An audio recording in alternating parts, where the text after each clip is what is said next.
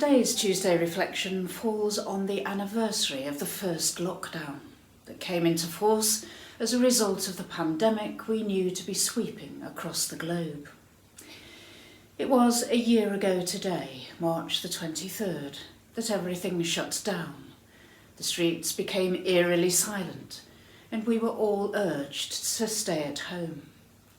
None of us could have foreseen what the following 12 months would bring. Nor could we have believed that life would continue to be so restricted as we mark the first anniversary. In the last 12 months, we've seen and heard countless stories of the impact the lockdown has had. We've heard stories of extraordinary heroism and self-sacrifice, inspirational stories of individuals doing amazing things to bring people together or raise money for the NHS and charitable organisations. And stories of heart-wrenching loss and grief, not just for the hundreds of thousands of people that have died as a result of COVID, but for the millions who've been bereaved. The loved ones unable to visit, be alongside, hold a hand, say a proper goodbye. Then there are the businesses and livelihoods lost, the normal pattern of everyday life in all its richness and mundaneness lost, the human contact with loved ones lost. The scale of loss and grief has taken its toll on us all, and for some has been almost too much to bear. In our diocesan Lent course on discipleship, entitled Dying to Live, this week's theme is solidarity. Solidarity is about standing alongside, or shoulder to shoulder, as we hear our politicians say. It's about being there for others, offering support and help, or aligning ourselves with their cause.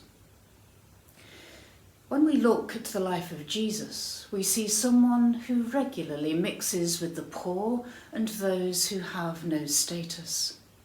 Jesus notices those that others overlook, those who are sick and disabled, those who've been abandoned, those who've lost their way. And he's filled with compassion for them. His disciples and those who wish to follow him are called to go and do likewise. As we mark the first lockdown a year ago and begin to ease out of the restrictions that have so constrained our lives, we're all too aware of the tremendous needs and challenges that face us. Most of us, I guess, want to build back a society that's better and fairer. And there are great opportunities for us to do that if we have the will and the patience and the tenacity that it will inevitably take. But the challenges can also feel pretty overwhelming, and we may, as individuals, feel quite helpless and uncertain of what we ourselves can realistically do. Some of us are called to show our solidarity by getting actively involved and trying to change things for the better. Not all of us are in a position to do that. But that doesn't mean that we can't stand in solidarity with those who are hurting and desperate. Next week is Holy Week, and on Good Friday we see one of the greatest acts of solidarity there has been. Mary and the beloved disciple John, powerless to do anything to change the fate of Jesus or to help him in any way, choose to stand at the foot of his cross.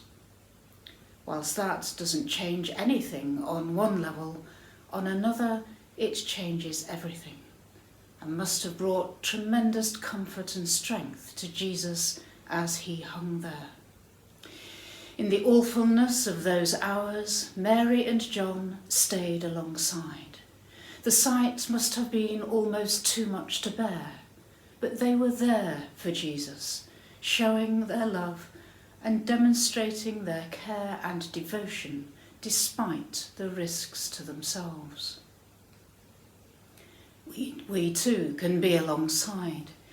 We can mark this day with some silence and reflection.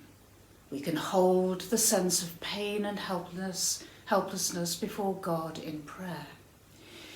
We can not only shine a light as a sign of our solidarity, we can be a light of love and hope and faith as we live in the light of Christ and as his disciples reflect that light for others.